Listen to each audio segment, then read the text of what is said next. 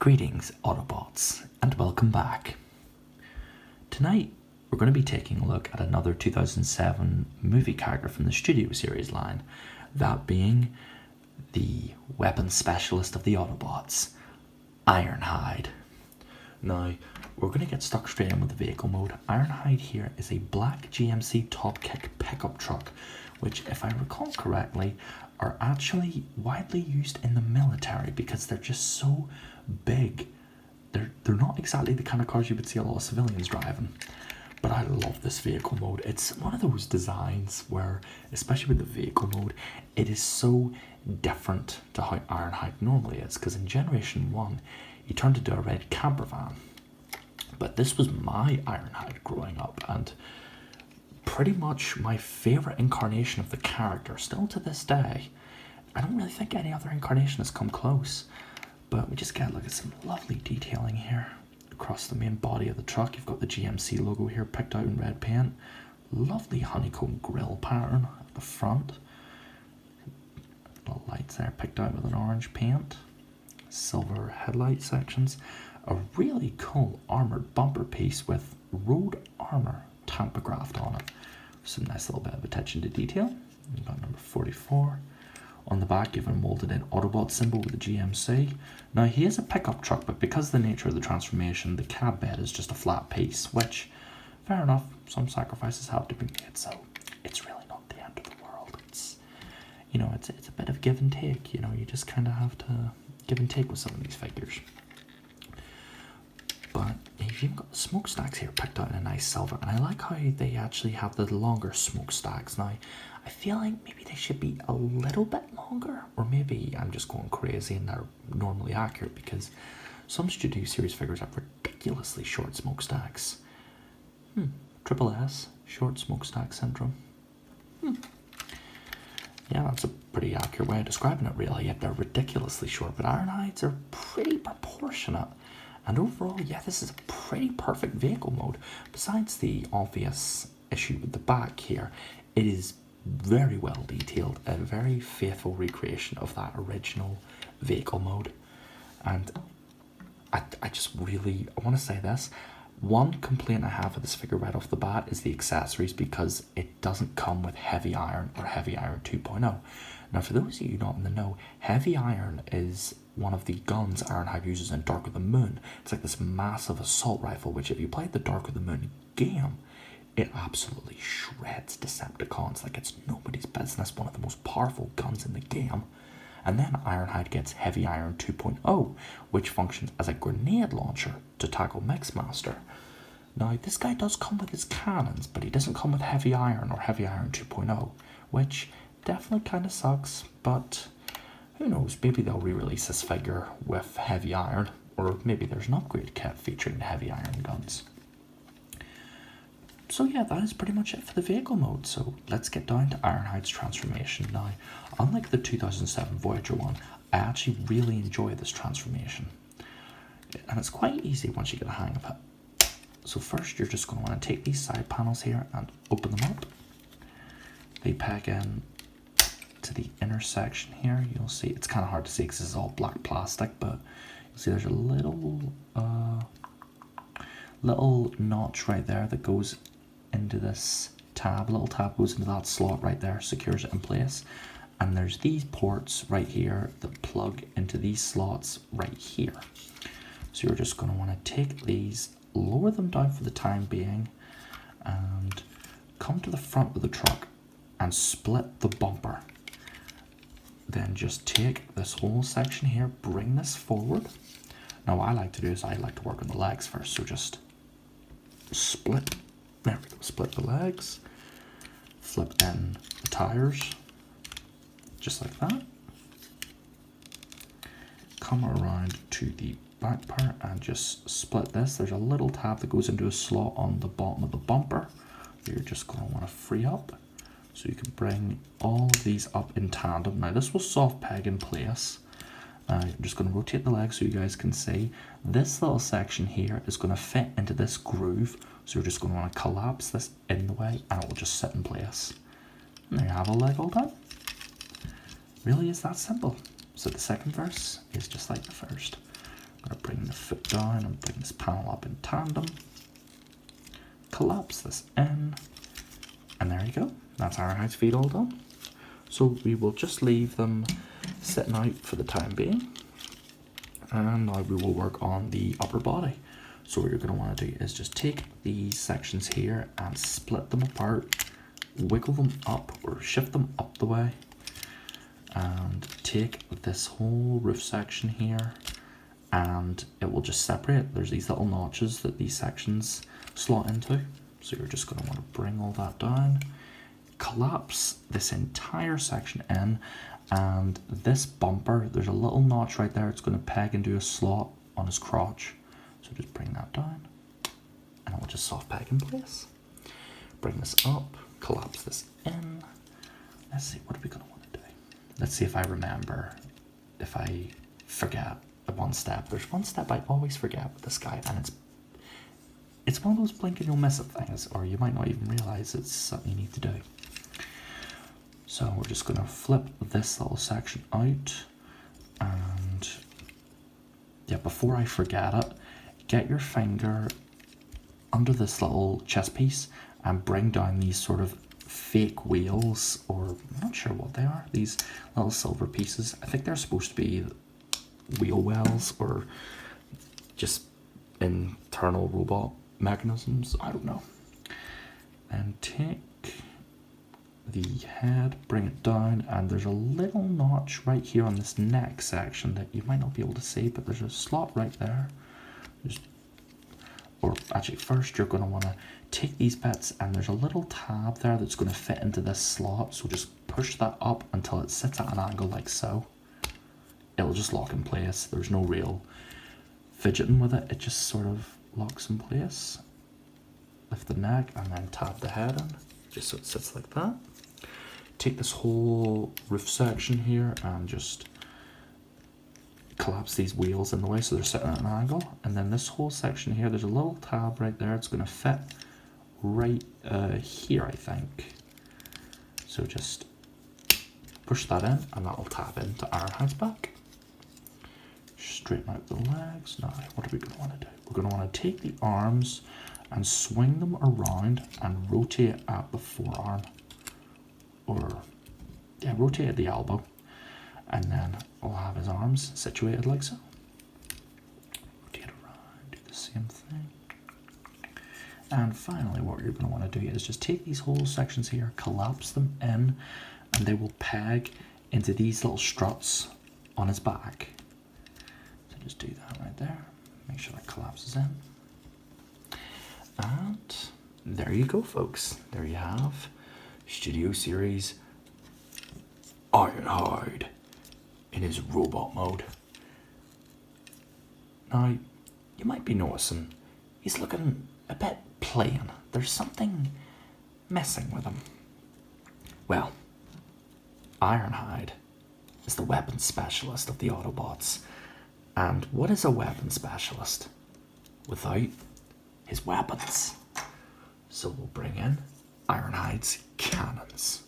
We have this first one, I think in the Dark of the Moon game, it's called the auto cannon. The way it functions is it fires little 50 cal rounds from each of these little chambers that pierce through Decepticons like butter. There's a reason why he's the strongest of the Autobots next to Optimus Prime. He's essentially a walking tank. And then you've got his, I'm not sure what this cannon is called, I just call it like his energy cannon, because it fires these big blasts of energy in the movies, and just plug them into his arms.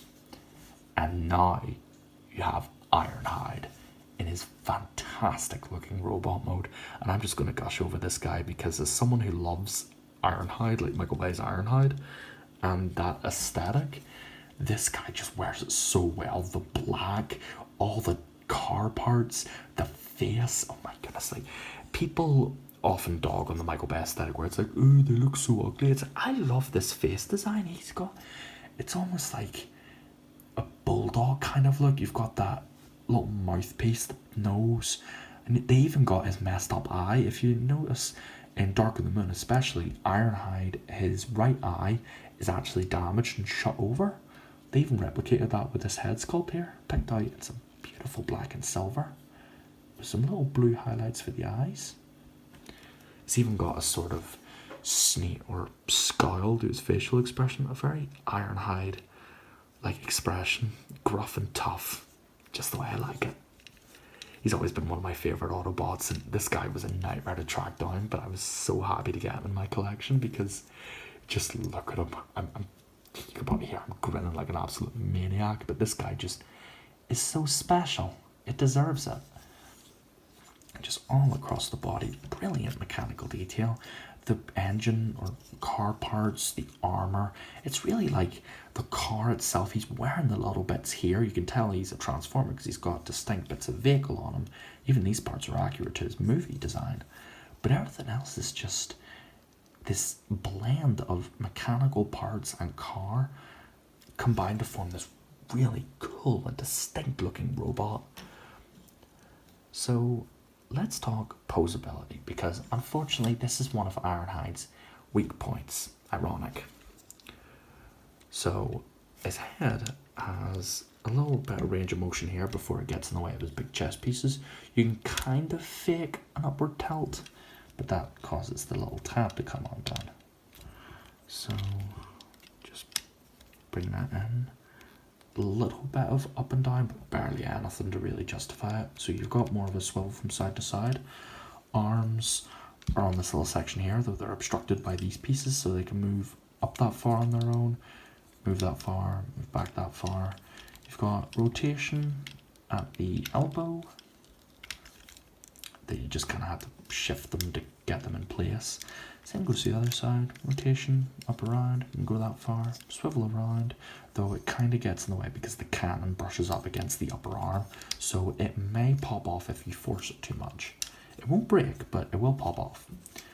Now, nothing at the waist, this is just one solid piece. Legs can move. I think there's a piece blocking that, is there? Yeah, I think there's a piece blocking just that one, but yeah, his legs can move out that far. This one can kick much higher for some reason, and they can kick back that far. As for the knee can actually do a decent little, just about 90, though you've nothing at the feet. There's a molded in pivot, but there's nothing at the feet, so his posability is a bit disappointing. But everything else about the figure is really good. The transformation's fun. It's a brilliant incarnation. It's a brilliant interpretation of this movie design, and while it's flawed, it is definitely, in my opinion, the best Ironhide figure that we've got of this design. The 2007 figure is fun for the time, but the transformation just isn't fun. It doesn't hold up, in my opinion. But this guy, if you're looking to get the definitive G1 Bayverse Ironhide, either get this or the masterpiece. I might pick up the masterpiece just because I love Ironhide so much, but it depends on how reasonably priced he is. But yeah, that is about it for the robot mode. And like I said, I love this design. Everything from this character to his personality in the movies. Even his voice is badass. He's got that sort of, how would you describe his accent? It's a very sort of punk-ass Decepticon kind of voice. It's almost like, I think, an Atlantic accent? I don't know. Feel free to tell me in the comments, because I haven't got the foggiest. But enough yammering. Let's get into Ironhide's reverse transformation. So, sorry Ironhide, but I'm going to have to relieve you of your weapons. Autobots, relieve them of their weapons. Love that scene in the movie when all the Autobots are targeting Sector 7, and then Ironhide, Jazz, Ratchet come up and they take all the guns off them. Then Prime leans in and he's like, "Get out of the car now." I love that part. It's like people say, "Oh, why are you shouting at them?" It's like, honestly, he kidnapped them and he was very likely going to torture the kids, so honestly, Ironhide or Prime is right to shout at him. So we're just gonna speed through this whole process here, but I'm gonna keep things clear visually so you guys can see what I'm doing, because sometimes these transformations are a bit easy to fidget or forget some steps. So we're just gonna, a lot of it comes down to just sort of wiggling these little bits around. It's actually surprisingly intriguing how many bits of movement there are. But, oh yeah, this also, just in case you guys are wondering, yes, my arch nemesis returns.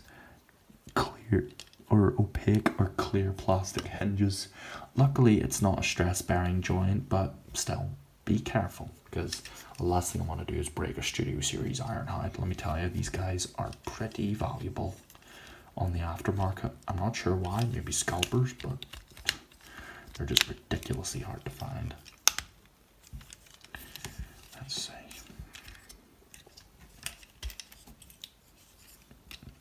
But yeah, I was actually thinking about doing something a bit different for a video. I had a bunch of bumblebees sitting in my cupboard.